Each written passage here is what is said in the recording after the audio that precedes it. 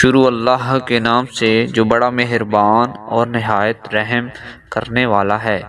سیدنا عبداللہ بن عمر رضی اللہ تعالی عنہ سے روایت ہے کہ جب نبی کریم صلی اللہ علیہ وآلہ وسلم نے وصال سے منع فرمایا تو کسی نے آپ صلی اللہ علیہ وآلہ وسلم کو کہا، آپ خود تو وصال کرتے ہیں۔ آپ صلی اللہ علیہ وآلہ وسلم نے فرمایا، میں تمہاری مانند نہیں ہوں، میری صورتحال تو یہ ہے کہ میرا رب مجھے کھلاتا پلاتا ہے۔